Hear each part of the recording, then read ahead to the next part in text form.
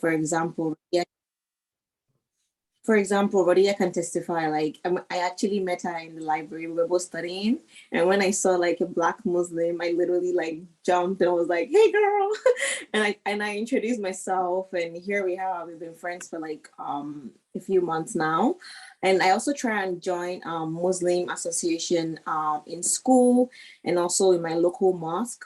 I find that my local mosque too, unfortunately, I'm still like one of the only Black person or Black youth. But I still try to like volunteer and not shy away just so I can be more involved in the Muslim community and also help to increase my iman. Okay, assalamu alaikum. So I think coming from like, I came from a very homogeneous background. I went to like a boarding Muslim school. So it was just like two extreme ends. And it was very shocking for me in the beginning. But then I think I was fortunate to also like come from like a study background to like I was kind of used to standing out too sometimes. So it wasn't too bad as a person, but then in terms of interacting with others, I tried to like start going for my MSA events. And currently I'm actually even living in the Muslim house in my school. So it was not too hard finding other Muslims, but then I think the hardship might have come with like interacting with non-Muslims and them just not really being able to understand your boundaries. But I think they're very like respectful. People have been respectful so far to like people's values, like culturally or religious or socially. And so like as far as it's literally just a thing of like, here are my values, they'll be respectful of your boundaries as far as you state them. So my experience so far has been okay. And with regards to with like the demographics in my MSA, I think funny enough, my school is mostly full of like Somalis and like I guess Black Muslims, well, not especially West Africa, like Northeast Africa. But yeah, I feel like it could be a lot better, but then right now I'm grateful for what I have. Yeah, thank you so much, you guys, for sharing all of that. And I think just moving forward, I think I'll just like to reiterate that we can all just feel comfortable and like make it like a gist session. Because I think I started out so formally, but then just feel free to like share your opinions and your thoughts. And for me personally, I would say my challenges with like balancing school and Deen. I think just like Asia as well, went to the same boarding school, and it was like really like an Islamic boarding school. Like we didn't even like interact with boys. We always had to wear our hijabs. We always had to pray and all, like what literally like we had like that like strict Islamic lifestyle, and then coming to like here to Canada where like there's nobody to like police me.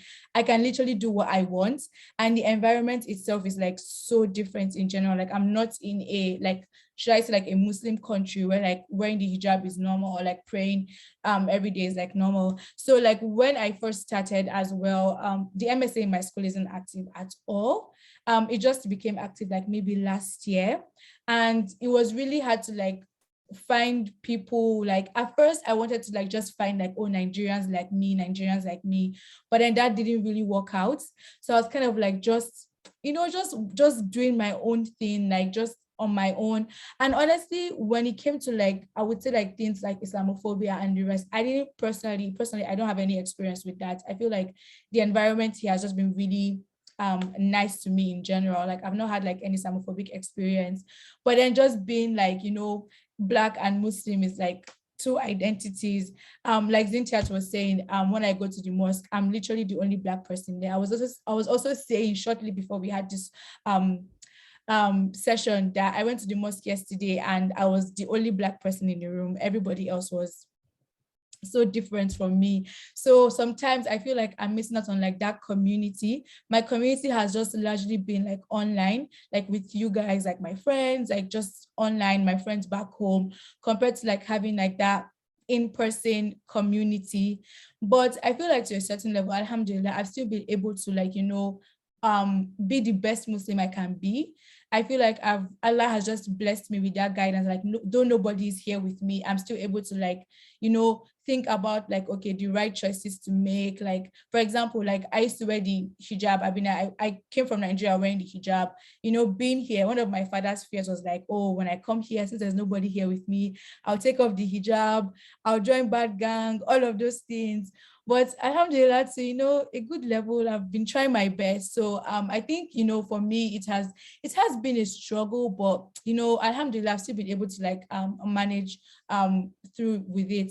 And I think that kind of, like, just relates to, like, my next question under this, of, like, having that identity clash of, like, wanting to be a Muslim, but then also wanting to fit in. Like, for example, you want to wear your hijab, but then you also, like, maybe want to go for a party, and then at the party you're like the only hijabi, then you're feeling somehow, or your friends are going out, like there are just so many different things on, like, just having the identity clash. So Zainab, I saw your hand. If you'd like to also share your experience. Hi, assalamu alaikum everyone. As for me, mine is a bit like opposite in a way, because like I went to a secondary school that was kind of heterogeneous. Though we had Muslims that would in the hostel that would organize prayers and things like that. We had house masters or house mistresses that were Muslims, and thankfully we were able to practice our religion quite efficiently. We weren't allowed to wear the hijab though that time. But maybe because of where I came from, like Bonnie, there were a lot of Muslims. Even during like any short holidays, I would always wear my hijab. So now that I came to like a new country, it's not necessarily like a kind of country that you don't see a lot of Muslims, because there are actually a lot of Muslims. We have a lot of mosques here. But then the mosque is not the kind of place that, oh, you see like women go to every single time. Like even in my school, we have like a very small room where we could pray. But then at the same time too, like I don't really interact with the Muslims that are from this country.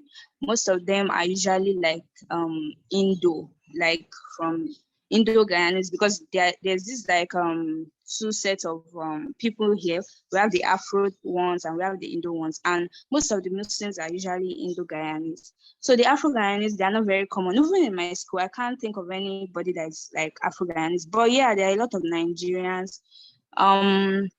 Maybe because I'm medical school, we usually don't have a lot of Muslim. We don't have a Muslim society, even though there are a lot of Muslims in my school. But like everybody's busy and things like that. I can count the number of times I've gone to like their Juma here, but during like Eid and things like that, I go there. So this Ramadan now, I'm trying.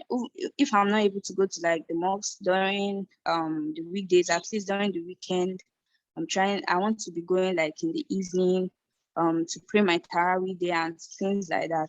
So yeah, but basically it's not really hard to practice the religion here.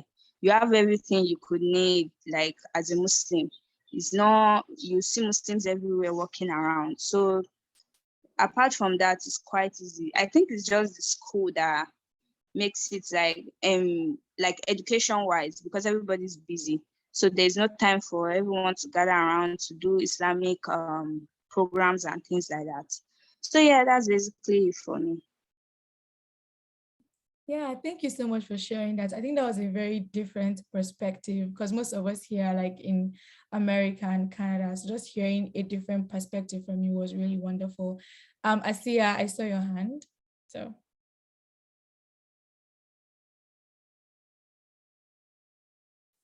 Asiya. Okay. I wanted to speak about like just with what I've been hearing from other people, like kind of the importance or the role of having a solid foundation, and how like that has sort of like prepared us for this in a way of just being able to have a mind of your own. Yeah, I think that's all I wanted to say.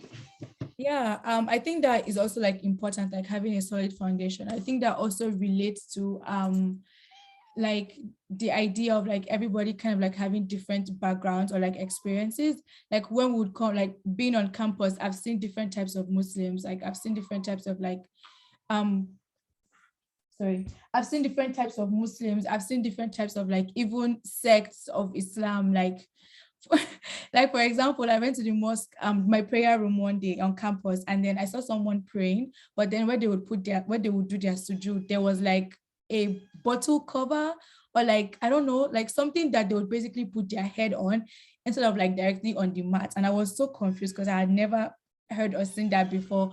So I think like that whole idea of like foundation, like having a solid foundation really helps. And I also feel like and then like your background as well, because we all come from like, even though we're all Nigerians, we still all have like different experiences and backgrounds. And though our parents have like played a very good role in, you know, like bringing us up in that in the religion of Islam, now that we are outside of the home, it's up to us to, you know, continue with that. Like either we get better or, you know, we get worse, and Allah continue to make us better Muslims. So I haven't heard anything from Farouk, from Mukhtar, like you guys want to share something?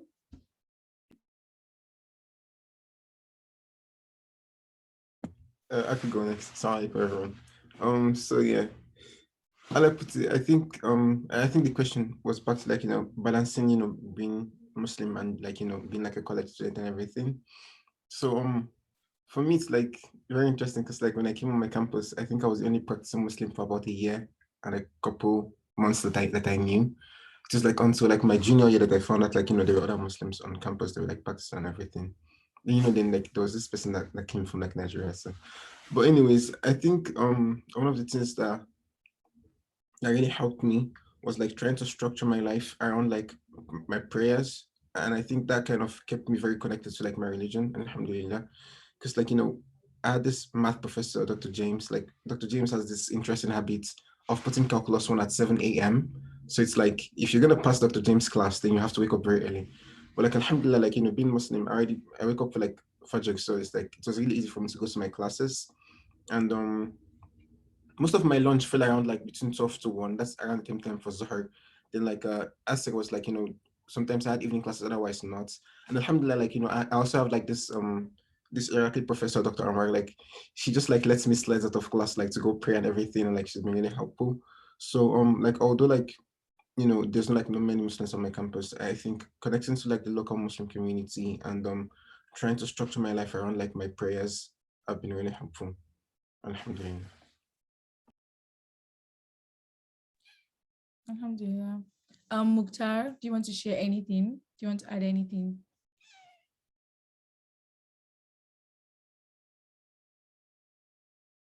Mukhtar?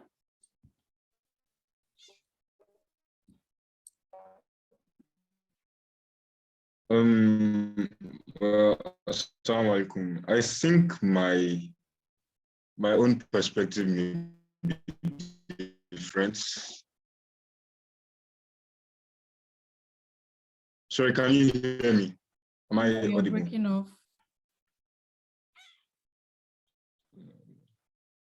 Assalamu alaikum.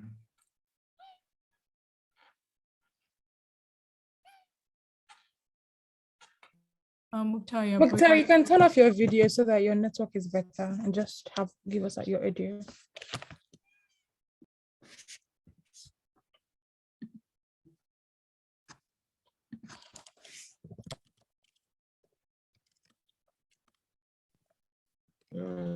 You can also just type in the chat too, if I don't know. Yeah, you can just type in the chat. We have like 3 more minutes left. So I think while Mukhtar is figuring out how to get his point across, I think I would like to throw a question to everyone. So like I was mentioning earlier, like when I came, I know before I came, my dad did educate me on like the different sects of like Islam. So like with us being like in outside of Nigeria, has anybody ever met like a different sect of like Islam, and like what can you say about like what they do? Like what's the word? What different practices do they have? Like just to like educate ourselves here, because you never know, you might go to a new city and you go to a mosque and they're just doing something that's completely weird and you're confused, like, okay, what are they doing here? So has anybody ever had like that experience? Oh, Z. I did have an experience with there was a man I met. I think it was at work or something, and then conversation led to, oh, you're Muslim too, and then it was like, yeah, I'm Muslim, but I'm not like Muslim, and I was like, oh, what do you mean? And it was like, it was a different sect of Muslim, and it was like, oh, he doesn't pray or do, like, he was pretty much trying to, like, you know, belittle the fact that we're different Muslims. And I was just like, we're not different. We're all Muslims after all. But I guess they have their own little specific like specs. So for example, I don't think they pray 5 times a day. So that's one thing. I'm not sure if anyone have something to add to that. Okay, I saw Zainab's hand. When I first came here, like even though like there were a lot of Muslims, one of the things that surprised me was that when they are praying here, they don't stand together. Like the way we are meant to like put our feet with each other and things like that. And it was before COVID time and everything. So like you stand on your own. So there was, at first I was like, oh, why are they not joining legs with me? That is it because is there something wrong? But then I noticed that that's just how they do their prayer in this country. Even their Eid, the way they pray Eid is a bit different from how I knew here. You know, normally it's like 7 takbirs before we start and everything. They do like 3, then they will do like another 4, like just before they go down for like after they recite their surah, they will do the remaining just before they go down for sujood or ruku, I mean. So it was quite surprising, things like that. But at times just after that, that's why I don't really go to their mosque that often, usually, because of that. Okay. Okay, so I'm going to take Asiya Mukhtar and I would round up before we go to our next topic. So Asiya. So I was going to say, I don't think I've experienced difference in sects like that. Wait, sorry, also to Zainab's point, yesterday when we were praying Tarawih, there were just disconnections and I found it interesting, but I couldn't really do anything about it.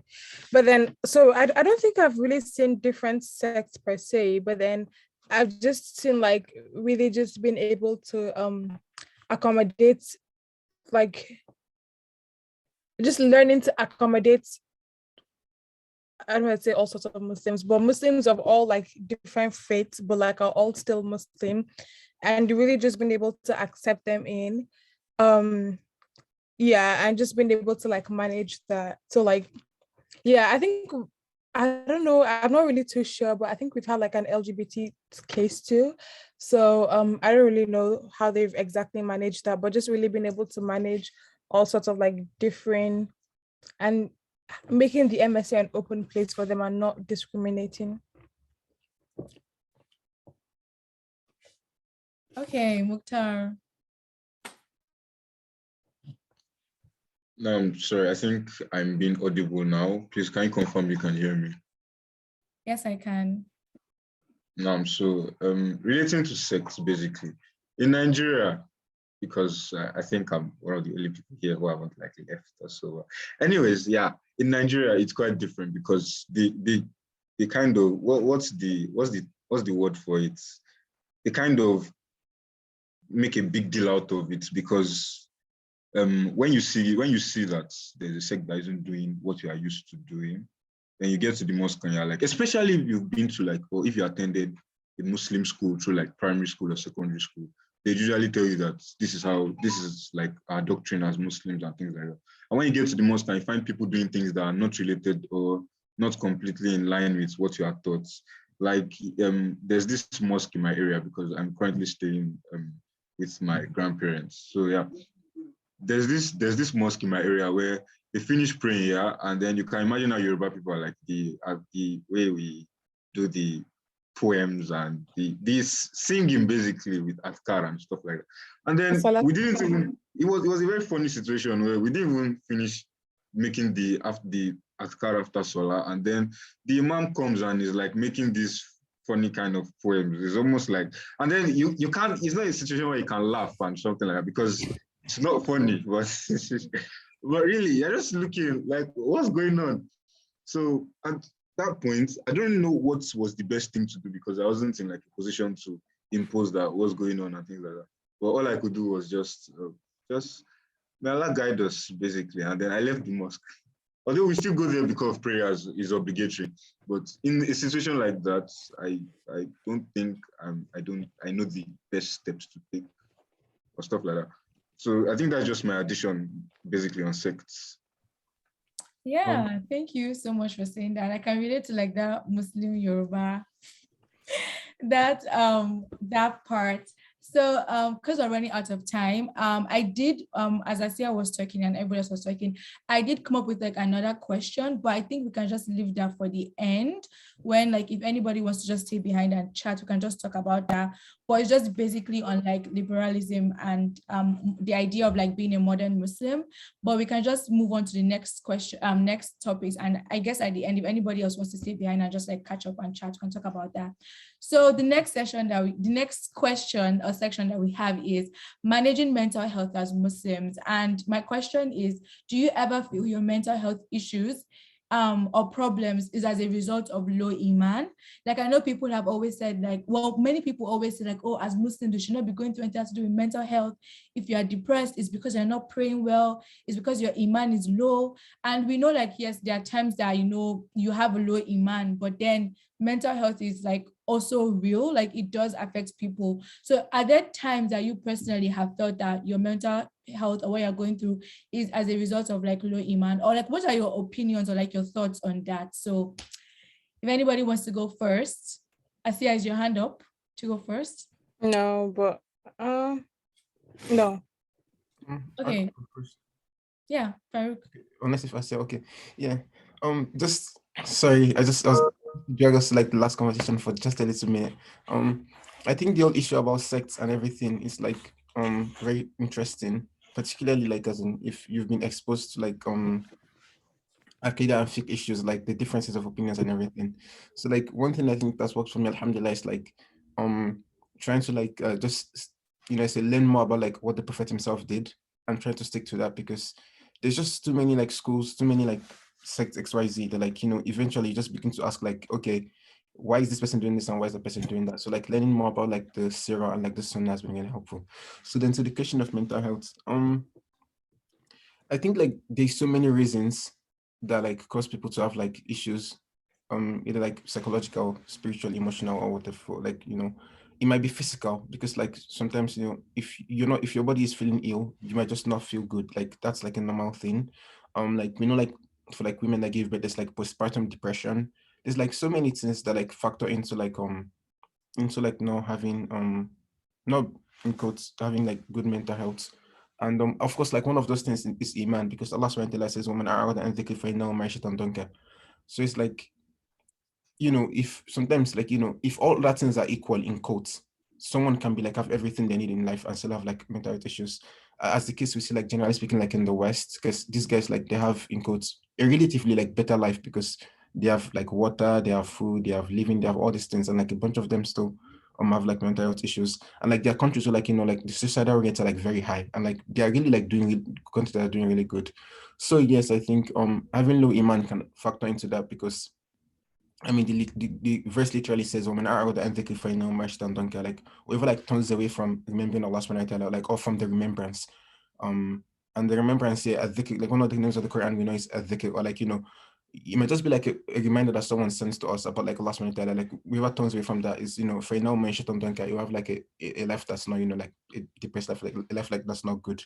So yeah, like no low iman can actually lead to like feeling not having like good mental health. And like if our heart is not like at peace, then our mind will obviously like go scatter balance. But I mean, of course, there's so many other reasons. It might be societal, it might be like psychological, it might even be financial. If your bank account is low, your mindset can be low. So it's like there's so many reasons that factor into it. And like but of course, like the spiritual part of like having low iman is a very huge part. That's like the way I approach it. Yeah, Mukhtar?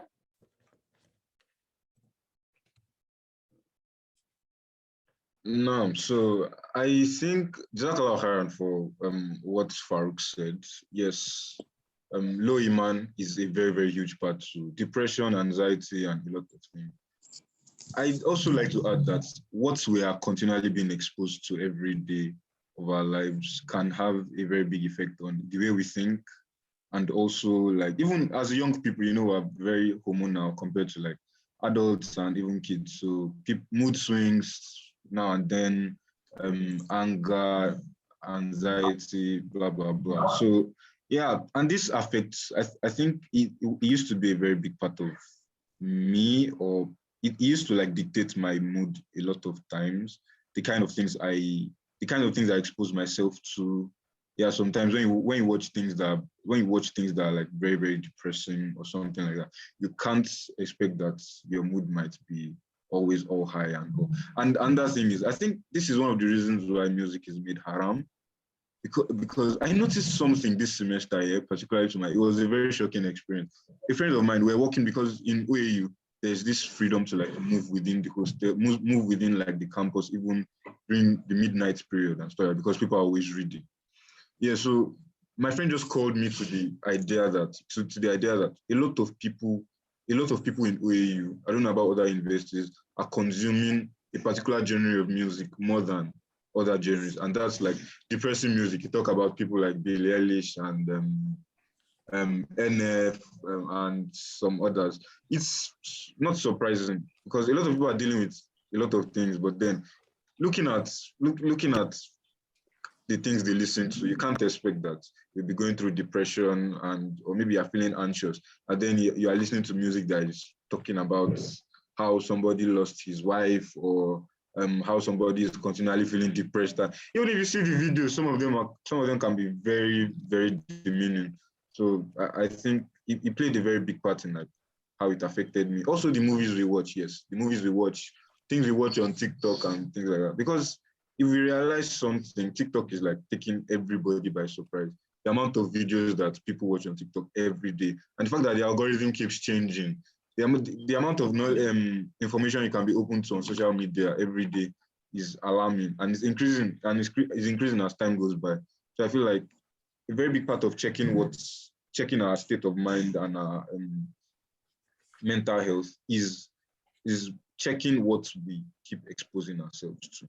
Because many people talk about having balanced diets and having diets and things like that. When a balanced diet, as far as I am concerned, may not necessarily only have to do with food, but a diet consists of what you allow into your body, including what you listen to, what you watch, the kind of influence you allow society to have on you, and things like that. So I feel like that's just my take on this. So Yeah, thank you so much for sharing that. And just before I continue with Asia, our people in the audience, please feel free to type in the chat your own opinions or your thoughts. Inshallah, at the end, we'll have a section for question and answers. But as we're going on, please feel free to, also share your opinions and your thoughts and your own experiences in the chat. And with that, I would like to call on Asia. Yes. So I wanted to talk about yes, there's probably obviously the spiritual part of mental health, but I still think it's important that we don't neglect the medical part of it. Like I remember, it's not always like necessarily spiritual, because I remember, well, I don't know if that came out right, but last semester we had like an event in my MSA, and we had someone come speak to us, and because I also live in the Muslim house, so when the guy came, he was just talking about how like if you have the Quran, you can never be depressed. He's just basically, that was basically the theme of his conversation, or the main takeaway from it. And so when we came back, I was just listening with like, I don't know, I didn't really digest it in properly. But when I got back home, like everybody in my house was just discussing about how like that was just so unfair, and we all didn't believe in that. And so I think it's just really important to like stress that it goes beyond spiritual, and it could also be medical. And so like obviously just at least I think first of all, just being like self-aware of your emotions. And then obviously just seeking help when you need it. Like there's nothing to be ashamed of. And then the second thing I wanted to talk about was kind of backing off of what Mukhtar was saying with just like social media. Honestly, because my phone shows me like my screen time every week, and I know I spend a lot of time on Instagram, and I'm trying to reduce it. But that being said, I feel like just even just what you follow and the content you consume. So first of all, there's like so much sad news sometimes, and I feel like because of the quantity of it, like a lot of us have just become, oh God, desensitized. Yeah. So it doesn't even move us anymore. Because remember when I was really young, this one time I saw somebody was kidnapped on the news. And I was so like, I was just imagining it was me and my siblings and we were home alone to that day. So I just packed everybody together and I was like, you guys should not live beside me. But then now it's like, it's so much that it's like we become so desensitized. So I guess really just being able to like manage it. And then honestly, some pages like I personally have unfollowed Instablog and Instagram because I just feel like they only like post like sad things, divorce, gossip. It's just too much for me. I honestly don't like bad news, but like I obviously still want to get news. So sometimes I'll follow like I know this is kind of slightly off topic, but sometimes I'll follow like Bella Ninja online, not the weddings, just the online, because they always have like positive vibes. Like even when like this whole Oscar thing and like Will and Chris Rock stuff happened, like the way they really captioned it, they were like, oh, unfortunately for the event, but we hope everybody has made up and congratulations to Will. Like it's just positive vibes. So I feel like really just like Insta blog versus something like Bella Ninja. And then with social media too. So like also just like I guess perfect lives and like comparison and like because like it's all like aesthetics really on Instagram. Like even I have several pictures on my phone, but then I'll only like post the best ones. Do you get? So it just really been like I feel like also with even just with those of us here and like sometimes not really having that many people to interact with. Like we mostly just live off of social media. So I'll say like trying to interact with your real life more because that's more realistic than what you see on social media too helps. And then really just being careful with the information because whether you like it or not, I personally know that like social media has I don't know how to say like influenced me, but like just my take on certain topics when I keep hearing this certain take. And initially I'm like, that's weird, but then eventually over time I'm just like, it's like it has now become my voice of reason. So just being like intentional about that. And even just little things of like how we think marriage is supposed to be like even I am guilty of that, but like instead of basing it off of what I see in my parents or what I see of people that I really know in real life, just really looking at like Bella Ninja or Insta blog, that type of thing. Um, yeah. And then which other point did I have again? So I think just being self-aware too helps. Yeah, I think that's all the points I have. Yeah, thank you, Asia. I was going to say part of what you were saying. Um, we have about 5 minutes left, but just briefly talking about the medical part of like mental health. For me, I think it's a balance. Like you have to have both like what's it called, like spiritual like help, like okay, look into like your iman, like what you can do to get better, and at the same time like don't neglect like actually seeking help, like going to therapy, going to a doctor or something. I feel like both of them are very important just in like general with our health. Like you won't say, oh, because you're a Muslim, maybe you're having like lung issues or something and you can't breathe properly. You'll be like, no, Allah will help me breathe. Meanwhile, you're supposed to also help yourself, like go out there, get help, get assistance, get medical attention. And so I think it's the same thing for mental health as well. I think it's both of them. Obviously, as Muslims, I think what makes us just different from other people or like other religion is that like we also know that our faith plays a huge part of like our mental health and stuff like that. So I think both of them are important, just like you said. And also social media as a whole new different conversation. But because of time, I would like to call on Abdul Malik and then Farouk and then Mukhtar again. And then after Mukhtar, we'll move on to the next section. Oh, okay. So I'll just like speak on mental health from my own experience.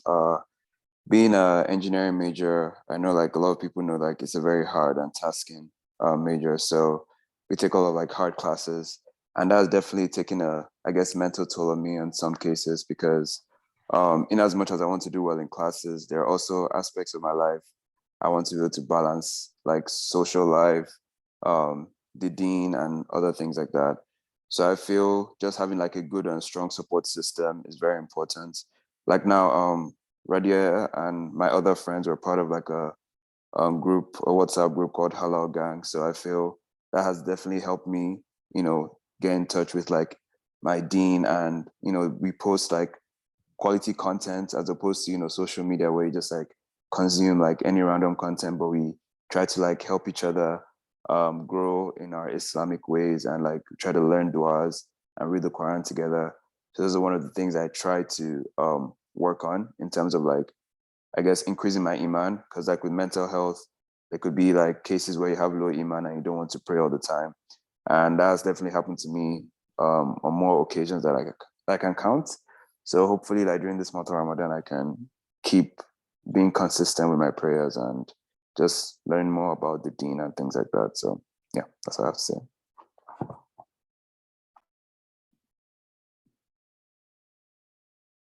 Okay, Farouk, I think you're next, and then So yeah, I guess like what I was gonna say about that is like there's this thing like I love to believe like once we divide our life into like separate parts and we actually plan for them, it can be really good.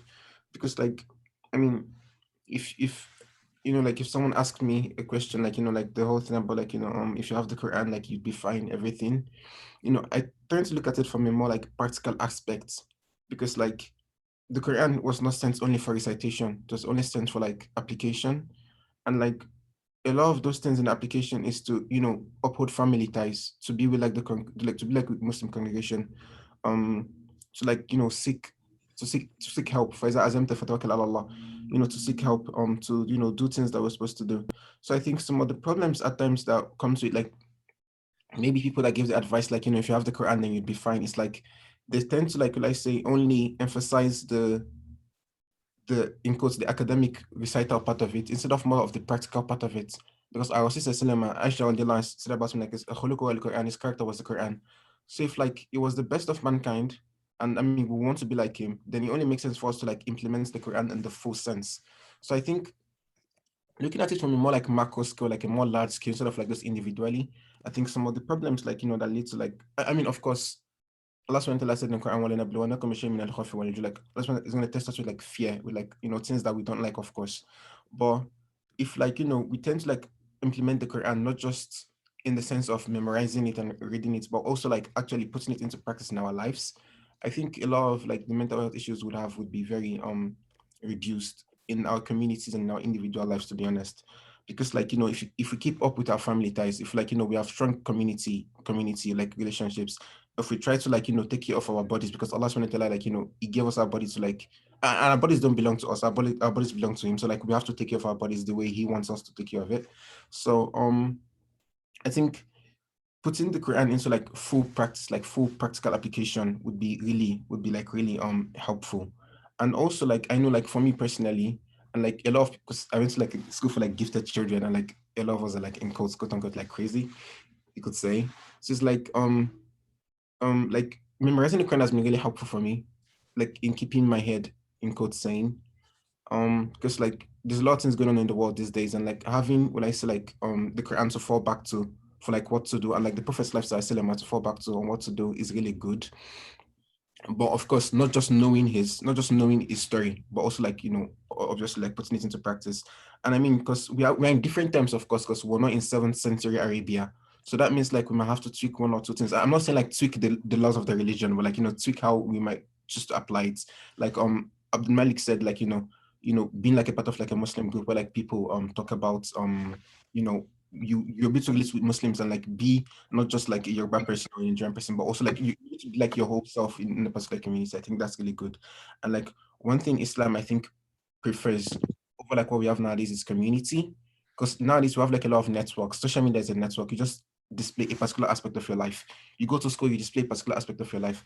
But as Muslims, like I'm not talking about like being hypocritical, but we would our lives as Muslims is like we should show up as who we are, and we should not hide hide, different aspects of. I mean, of course, like don't go like air your all your struggles in public, but I think one thing that like implementing the Quran does, and if, like the Quran applies to like all aspects of our life. So having communities where we can be our full self is like a really good thing. And I mean, like being our full self does not mean like we should also show like the parts of ourselves we should not show. Like maybe we all commit sins and everything, but that does not mean we should. Yeah, just adding that caveat. But that was what I was gonna have. Thank you. Just because of time, Mukhtar and Asia, please, can we keep it under 1 minute, please? Thank you. Well, I don't think I have much to add except that mental issues can also be affected by the kind of things, the language that many people use to address stuff. Like think about euphemisms. Euphemisms are basically words they use to like cover other words and to like hide the meanings that other words have. Like for instance, now if going out in like places, it happens everywhere in the world. They call drinks, all drinks, they consider them as drinks basically. But then when you tell someone in like a club or a party or something, let's go out, let's have a drink or something, it's referring to alcohol, everyone knows. And there are other words people use to hide the truth basically. When you talk about LGBT and stuff like that, when you ask them, when you ask like most people in first world countries about LGBT, they'll say, oh no, it's all about expressing yourself and things like that. Many people can, these words that people use to describe this thing, many people can actually use them. Many people can actually have a different view based on the words that are being used to describe them. Imagine something that Allah has called destructive in the Quran, and then you're talking to someone and the person is saying, oh, you're just enjoying yourself, that don't worry about it, things like that. It can be very, you get the picture I'm trying to paint. So yeah, and with time, being infected by this toxic language, it goes a long way to affecting mental health and the way we see things generally. I think that's just my take on it. Yeah, thank you. And Asia, before we move on to the next section. Oh, I just wanted to go off of what Malik said about like academic induced mental stress, because it's very real, especially when you're studying like engineering, because I just feel like engineering is very mentally heavy. I know like I was definitely stressed out my first semester, and I just wanted to share like what helped me. So there were two forms in which I was stressed out. One was like time management. I felt like I had more things than like time permitted, and so like I was always stressed every second thinking about like how I was going to complete things in the future. And then the other one was just like the academic content itself. So for the academic content, the way I managed it was having like a study group. And like I would say, because I feel like I realized that a lot of the time I had like the foundation or the idea, and I just need to talk it through with somebody, or just because I personally learned from my peers too a lot, so that really helped.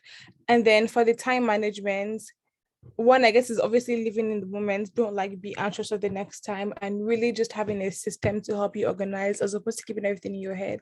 So like I use Google Calendar and Google Task. But I just wanted to share that, that's all. Yes, thank you so much for sharing these helpful tips. And we're now going to move on to the next section, inshallah. And the next section, okay, this one is very juicy. So the next section is on the concept of love and relationship in Islam. And I think the first question I'm going to ask everybody is love or arranged marriage? Okay, let's go. Anybody? I'm seeing hands up, but I don't know if you guys want to like, what's it called? Talk, or it's from previous. Okay, Farouk. Yeah. Oh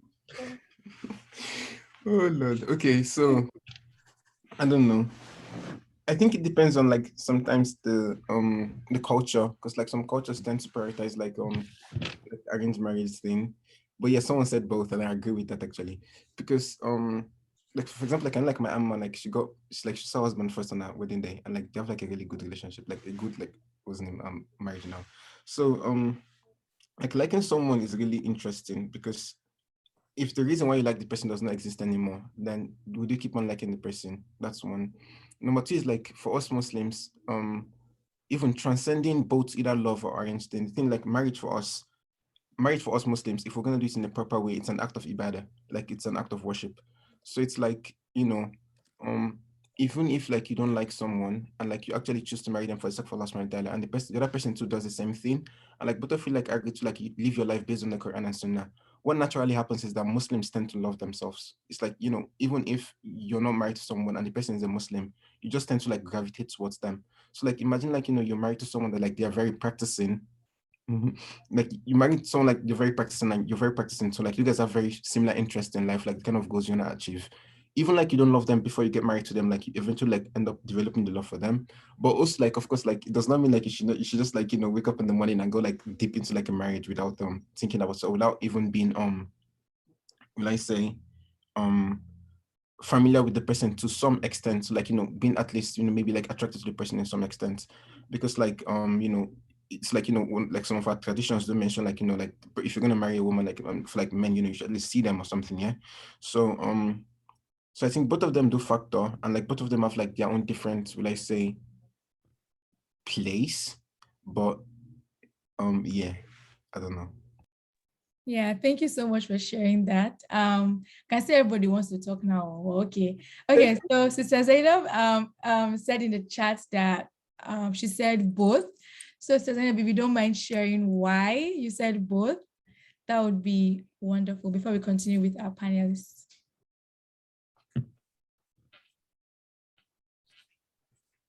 Sister Zainab, please, we're begging. Okay, while she's typing it out, I would like to call on Mukhtar. That was the next person that I saw. Yes. I think I'd agree with both, because sometimes you can love something and then it's not like the best for you.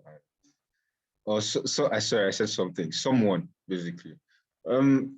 We need to, it's compatibility, basically. You can love someone, but your lifestyles really match. You need to like ask yourself the hard question. Some people are convinced, or like some people are convinced that, oh yeah, I like this person, I love this person, blah, blah, blah. Well, it's just need. I don't know. Love has there are a lot of complexities to love them, but the simple thing is, are you guys compatible? What is the basis of loving a person? And I think the purest form of love is when you just love someone for the sake of Allah, and you just naturally gravitate towards the person. And this love is not just like one-sided between like men and women. The Prophet loved everyone for that same reason, because they naturally gravitated towards like the Deen and Sunnah and things like that. But loving between people, that is like man and woman, like marriage kind of love. It's just about compatibility, basically. It's about compatibility.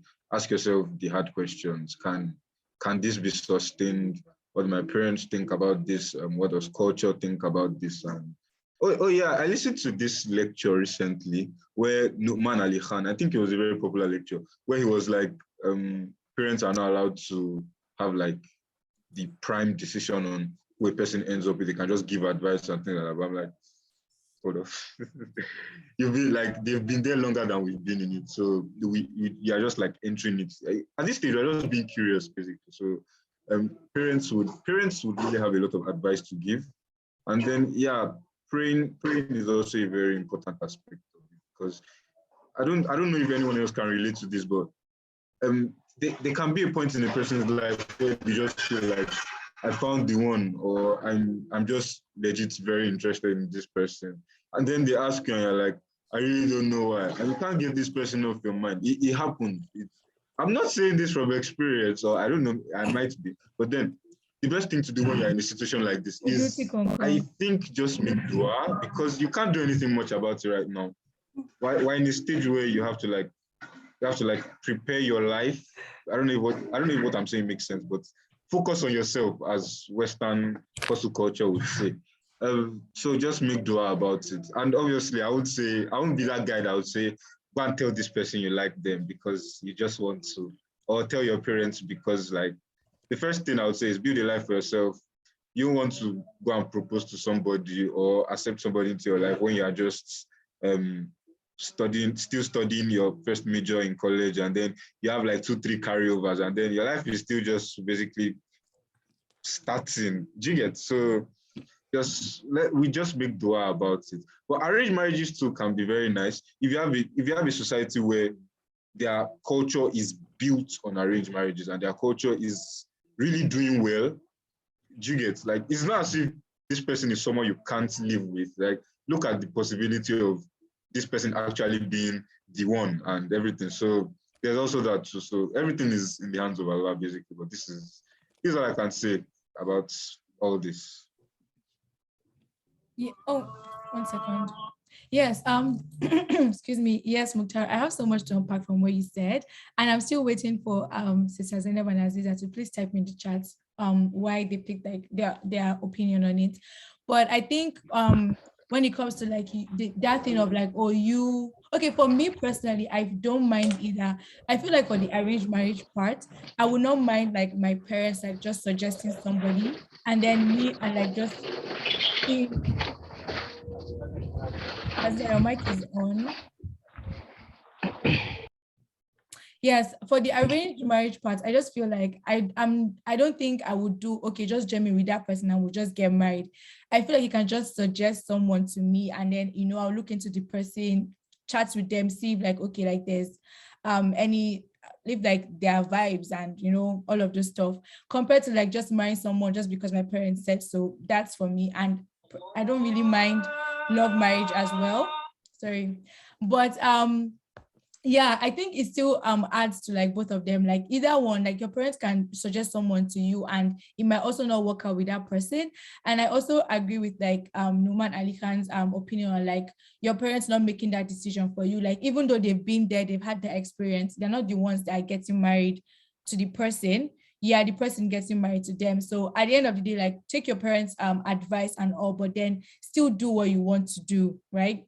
So yeah, I'm going to call. Okay, I see in the chat, Sister Zainab has explained. But before we go into that, I'd like to call on Asia to also explain, to talk. So Asia. Oh yeah, I wanted to say I'm in support of love, but let me explain. So I feel like even with the arranged marriage, just like Radia was saying, like there has to be, I don't know that, I mean, I think for it to be arranged, there's already the compatibility, but then there also has to be vibes, aka love. So I feel like arranged marriage before it leads to the actual marriage would become love and then become marriage, or love just becoming marriage. So that's why I say love, because for me, like for the arranged marriage to go through the marriage, it won't skip that. It doesn't have to be like, it's just vibes, like connection. So it has to pass that phase. Otherwise, like how do you, when you have multiple people that they're suggesting to you, how do you really like break the ties? Do you get? So that's why I'll say love. Okay, I'll just read out Sister Zainab's answer in the chat. So she says, in a nutshell, I was going to say something close to what Mukhtar is saying. I'm more biased to love because I think it's beautiful, but compatibility is very important. And that's why I think matchmaking.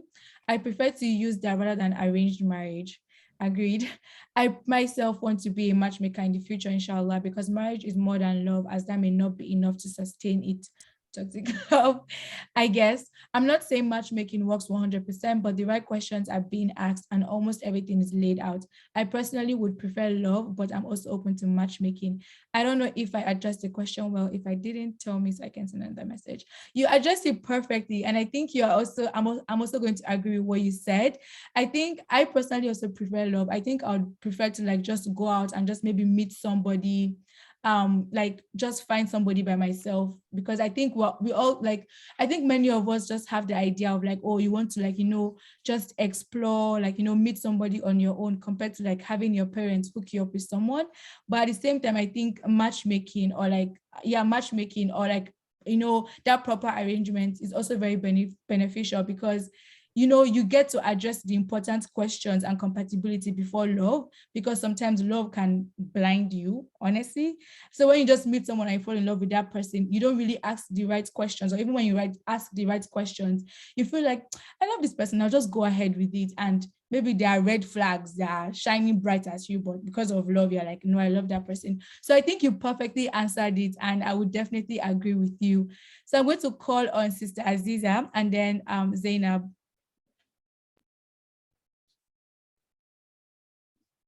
Sister Aziza.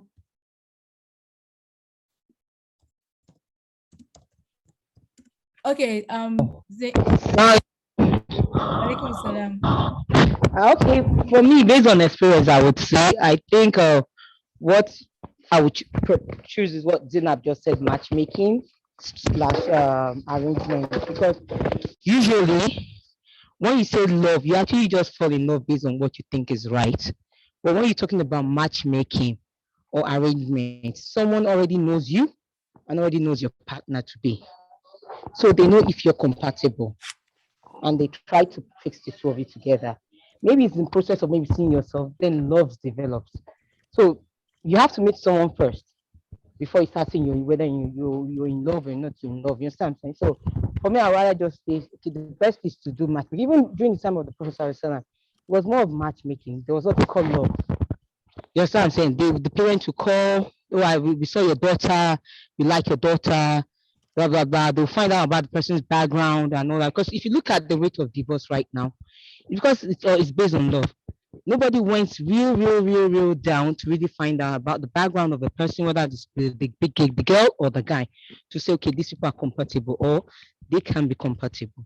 So I think for me, if I was to choose, I would have said more of matchmaking or arranged love than true love, as it's being called though. Yeah. I have a question. Sorry, Stazza. So are you saying that if someone has someone they like, they should not marry that person? No, I know that's not what you're saying, but I guess what should they do in that case? I'm not saying that if you have someone that you like, you shouldn't marry the person. But right now, most of the time we get it wrong Islamically. If you have someone you like, your parents need to find out the background of that person, where the person is coming from, what the person does, because they need to know the person for you. They will never choose anything that is wrong. You understand? So if you go into it, you will begin to see those challenges, because marriage is not just the thing that you just think is those love things, and marriage is more than love. It has to do with patience, understanding, the two people knowing that they are actually compatible. So it's not just about your feelings, because after you get into marriage, that feeling you have is not really there anymore. It's now accommodating how both of you can like take in yourself. I'm sure those that are married they're online right now can probably understand what I'm trying to say right now. So I'm not saying you should not marry the one you love. You understand what I'm trying to tell you. But at a point in time in marriage, the word love will kind of fade out. Now, compatibility comes in, and that has to do with understanding your background, your culture. So these are things that actually sustains marriage. You understand? Understand that okay, this person's culture, this is how this person is. You understand? So these are the things. So that I think I answered that question. I don't know if I did or not. Huh? You did. Okay, so I'm going to call on Zainab and then we're going to just briefly talk about like media and the relationship, because I think that's also very important. And then we'll go on to the next section, inshallah. So Zainab. Both can actually work in different ways, like depending on situations that you are. For people like a few of us that are outside the country now, if you there's a very low chance that you're going back to Nigeria where your parents are and can supervise things like this, you might have to meet someone based on love. But then at the same time, like Sister Aziza said, like our parents need to kind of review the person's background and things like that. And it may not be easy in the kind of case where they don't meet the person like during the first few times, like they don't know the person, they've not met the person. And since we're in like a different place where you don't know who we are meeting, and again, in a way, like for Yorubas now, something like arranged marriage, I don't think is that common.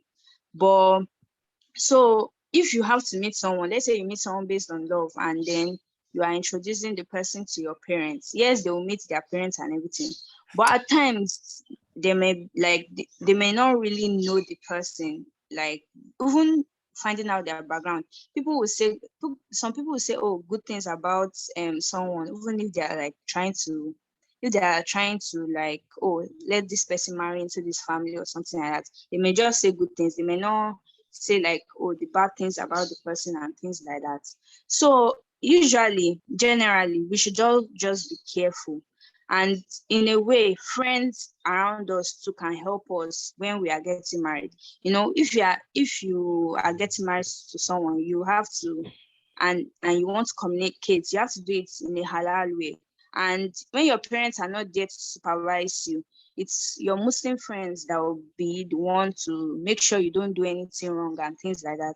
That's just my take on it. I just wanted to say that.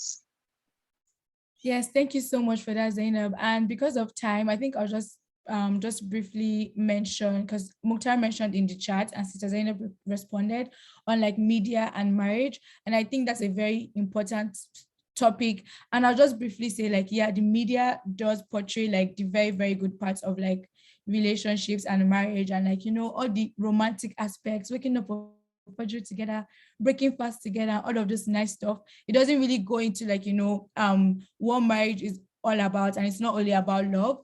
But because of time, just feel free to like say your opinions in the chat, inshallah. But because of time, and for our brothers and sisters in Nigeria that need to break their fast, if you are in Nigeria, I think you can just feel free to like leave to like go and break your fast. We wouldn't want to hold you back from, you know, preparing for that and making and praying. I see a few hands up, so I would also call them inshallah, and we can just quickly round it up just for us people in Nigeria that need to go and break their fast and pray. So I saw Sister Kudrat's hand first, and then Sister Aziza. Okay, assalamu alaikum wa rahmatullahi wa barakatuh. Alaikum assalam. Okay, Jazakumullah khairan. Thank you very much for all the conversation. I know that this is a very tricky one and is actually a very sensitive one, but I just feel that it's important also to lend my voice as well. While we understand the fact that media, just like we said, portrays love, marriage as something that is like almost 100% rosy, that the other side is usually left underneath. But I think with the topic that we're discussing with regards to maybe, well, not necessarily arranged marriage, but like maybe parents getting involved in getting spouses and, you know, assisting their children, I will not necessarily discount it, because I feel when people know, maybe people that one way or the other, families that know each other, at the end of the day, you know that it's not only the positive side alone that one family will know about the other. So it's always very important and will be very, very helpful if somebody is able to know, well, the other side of the family as well. It's not just about putting negativity about it, but also we serve as something that we help to prepare the other party as well. It's not as if you know the other side of a family, it doesn't mean that, oh, okay, the child cannot get married into that family, but it will just assist to really help in, you know, preparing antidote for whatever it is that we feel. So we may not really say that it is something that is totally out of place. That would be my contribution. Jazakumullah khairan. Back to you, Radia. Thank you so much, Ma. That was a very wonderful contribution coming from you as our mother. Yes, I would like to call on Sister Aziza and Zainab, and then we can briefly just round up for everyone in Nigeria that needs to go and break their fast, inshallah. So Sister Aziza.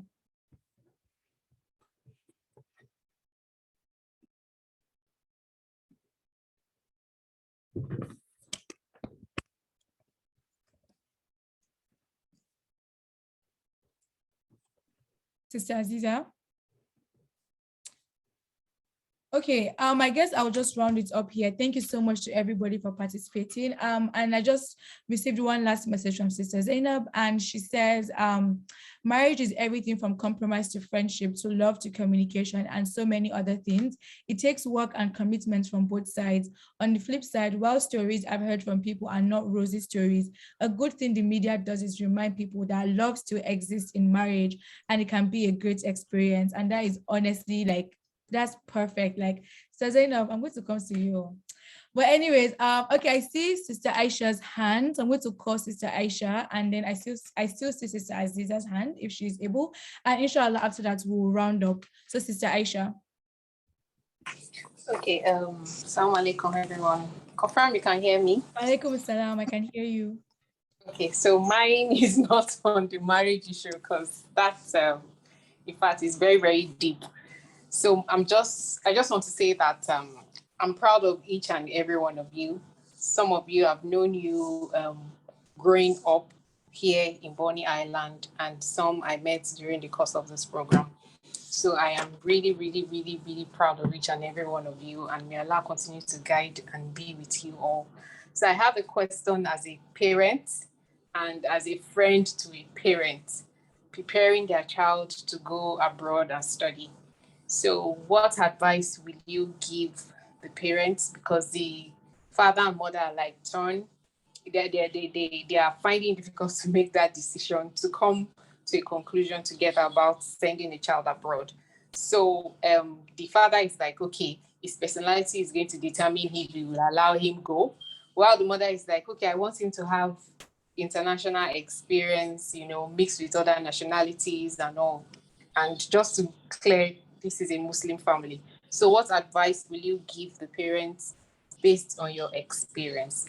Then my second question is, the issue of LGBTQ is on the rise right now. You see them everywhere. How have you guys been able to deal with that aspects of the society? Thank you. Thank you so much for those questions, Sister Aisha. And I think I'll throw it to our panelists. So anybody would like to go first in answering Sister Aisha's question? Just put your hand up. Okay, I see Mukhtar. Do you want to reply, Sister Aisha? Yeah. Yes, I think, let me just give a quick, I don't know. The only thing I like to say is that make sure you know like your child before they go off, because many people think they know their children, but they really don't.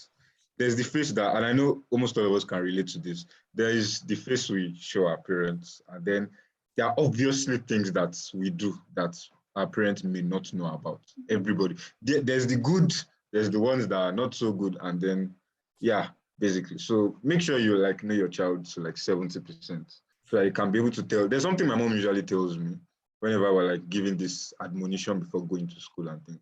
She's like, she wants to, she always tells me that be the kind of person that whenever someone calls and she's like, wow, Mukhtar's mom, I saw Mukhtar's so and so place, she'll be able to like stamp her feet on the ground and say, my son can't do this. And then even if it's something that she knows that I can't do, she'll be like, okay, probably he did this and things like that. So know your children basically. Because we've had situations where I read something online yesterday where a man spent like millions of his money to travel across the map to go see his children who he sent like outside Nigeria to go and study. And then when he has a daughter and a son, I think in Canada. And then when he like arrived, his daughter was like, welcome. And that was it. That was like it. And then he sat down. He was first surprised, but it was like, okay. Then he went to the son and then they were both sitting down. And then the son was just pressing his phone, not even giving him attention of, you get someone you haven't seen in like 6 months. And it's not just anyone, it's your dad. So basically, know your kids before like being able to send them outside the country, because the world we are living in, or the world we are moving into, we're moving towards the end times, and then fitna is getting worse and worse every day. And no matter how much iman a person has, there's only so much we can do as Muslims. So it's very, very important. Yeah, I totally agree with that, Mukhtar. And I think just jumping off of like what you said, I think knowing your child is very important. I think being able to assess how mature your child is, like before sending them like abroad, especially if like they'll be going alone, I think you as a parent should be like confident in their maturity, and not in terms of like age, because someone can be 18 and still not be mature, but just like, mentally, like their character, how like they understand like basic concepts of like, gratitude, spending money, like all those little things, just kind of like assessing like, your child and knowing your child. And I think one thing I will also say is to once like you've assessed your child and you feel like, okay, you can trust them to go abroad, I think also giving your child that trust, like trusting them that, okay, I'm going to trust you to do this. Because sometimes though outside, like the West, abroad, like the fitna is more and like we're more exposed. For me personally, I feel like a lot of it also depends on like the child, because there are people that will come and school abroad and they will not, go astray. And then there are people that are still in Nigeria that would, go astray. So sometimes it's not even just about like, oh, you're going abroad. Though abroad, yeah, it's, it's worse over here. But sometimes it also comes down to the person themselves. Like there's some people, I have a friend that she came abroad, and what people will be expecting that, oh, she'll start drinking, she'll start doing stuff. She became the opposite. That her parents are like, madam, you're doing too much, like you're going extreme. Meanwhile, she's even like, becoming a better Muslim and doing stuff like that. So I think it also depends on the child as well. And then for like the parents to also just keep in mind that, at the end of the day, like your child is an amana to you, and there's only so much you can do. Just make sure like you're doing your best, and then just leaving the rest to Allah, praying for the child as well. And just understanding that like at the end of the day, the child is going to grow up to become their own person, whether or not they stay in Nigeria. Like they'll one day grow up and leave your house and start working and get their own apartment and get married. Like they're gradually becoming their own person. So sometimes just like helping them in that journey, because as they are growing older, like they'll start, like they'll start finding Islam for themselves. Like somebody like me, I grew up like in Islamia, and I grew up with like my parents in an Islamic home, but I can say for a fact that I still found Islam for myself. I still had my own journey of where I had ups and downs, like where how they would always preach to you, oh, patience, oh, wearing your hijab. As you're growing up, you start having those experiences where like you actually have to like, you would experience like, okay, what it means to be patient. You would experience the importance of wearing your hijab. So just understanding, and I feel like sometimes parents don't really understand that your child is their own, is a person on their own. Like though you are their parents, they're not going to like automatically be like you. They're going to go up to become their own person. They're going to have their own personal journey with Islam. So instead of like turning them away and shouting at them like, why are you doing this? Why are you doing that? Trying to understand like where they are coming from, trying to understand like their own journey. Like, okay, what are you struggling with? Are you struggling with wearing the hijab? Okay, let me see how I can help you. And I think all of that will also be beneficial to sending your child abroad. So I have a lot to say on it, but that is all I can say in regards to that. Sister Aziza has her hand up. Sister Aziza, do you want to say anything? If not, Zitiat, you can just go ahead because I've seen your hand as well. I was gonna say stuff, but then you literally said everything, to be honest. You said everything, you hit all the main points, alhamdulillah. But just to add to that, I like, to be honest, parents should be like the strong support system that their children needs. Being abroad is not easy. Just to give an example from already I mentioned, my dad actually sent like three of my elder sisters and brothers abroad. And I don't think he actually specifically knew them as a child. And he just sent them abroad, and that was it. And unfortunately, it turned out that some of them did not even go to the school that they sent them. They were just living lavishly, spending the money, and they had to come back to Nigeria. Even the one that went to London, I think they even deported him. Like it was that bad. And then there was me. I was only 15 when he sent me abroad. I did came from a Muslim family, but I would say that my iman was not that strong. And in Canada, I had to like find myself. I had to take care of myself. I had to grow up. I had to transition from being a child to being a teenager and now an adult all by myself, just because like I did not have that much support. But just know who your child is, give them that much support, and with your help and everything, and you understanding your child, they're gonna have a good support system, have a good backbone. And I know we also talked about love, marriage, arranged marriage. Parents should keep it at the back of their mind that you're sending your child abroad. Canada is a diverse country. Canada, or United States, it's a multicultural country. There's so many people from wherever country that migrated here. And the example we also talked about was, being the only Black Muslim in the masjid, or being the only Black Muslim in that environment you find yourself. All in all, parents should not be surprised if their child brings home another person that is not their race. of that is not from Nigeria, because they're associating with people in this from this country. In my masjid, I literally am the only Black person, and I help people from like Arab, like my friends are from Arabs, and like I have so many diverse friend group my community and in masjid. So just know that if your friends say, oh, meet my Israeli friend, or meet my Jordan friend, and then they're like, oh, why are you friend with that person? It's like, you sent me abroad, it's a diverse place, you know. Or meet this person that I think, you know, the imam from the mosque said, you know, is a great person. Or, but anyways, don't be surprised if your child brings someone that is not Nigerian, or someone that is not even from Africa, a different race in total, and say, you know, this is the person I want to marry, just because they've been exposed to that group of people. And yeah. Thank you. Asia.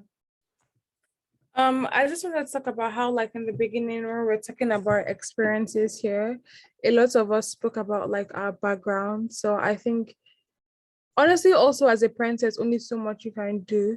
So I feel like at this point, really just give them the best possible foundation and background possible. But then also, I think it's also, like someone said, important to know your child. It's a case by case basis. But then I'm always, I don't know, I don't really have much of an opinion on this, but then I'm always just scared of how, like, in the future, because I've heard stories, not personally, but of how like siblings would complain that they weren't like given the same opportunities. And so they probably have like different, you know, economic circumstances in the future, and they start to like resent. So sometimes it's always like dicey in the case where like, oh, you took my siblings, but then you didn't take me. Why? But then at the same time, so it's really a combination of all of them: foundation, knowing the child, and also really just trying to be equal, I guess, between the siblings.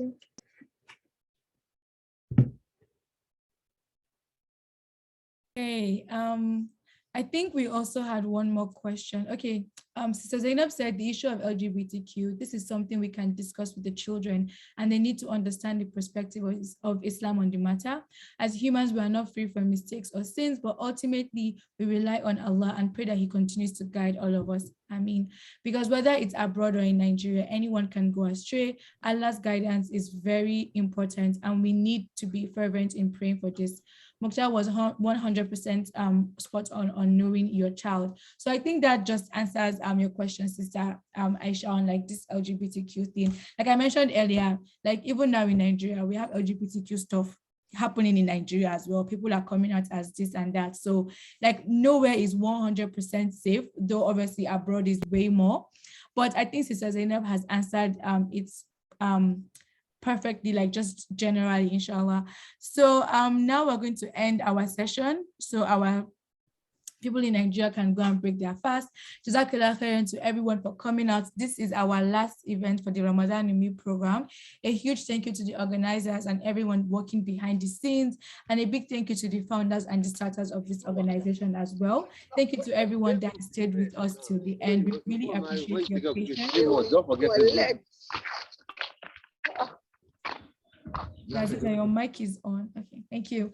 We really appreciate everyone. There's so many people to like talk about, to mention, to thank, but just a general thank you and gratitude to the organizers and the founders of this organization. And thank you to everyone for coming out. We hope Allah accepts our Ramadan, and may He forgive us of our sins, and may He use this Ramadan to may we live this Ramadan as better people. Thank you so much to the youth for talking today, for sharing their opinions and their experiences. It was a very wonderful discussion today, and Alhamdulillah, we started this session successfully and we have come to the end of it. So I would like to call on Sister Zainab to please give us the closing dua, and we can leave, inshallah.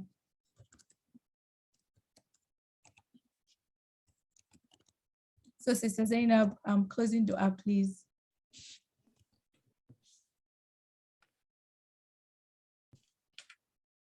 Okay, I think Sister Zainab is not available, so I would like to call on Sister Aisha to give us the closing dua.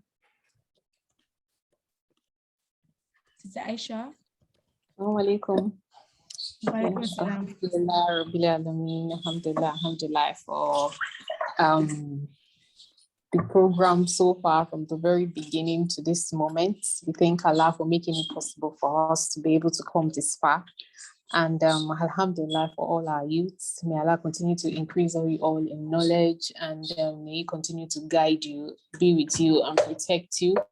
May you all continue to be a source of joy and pride to the entire Muslim Ummah.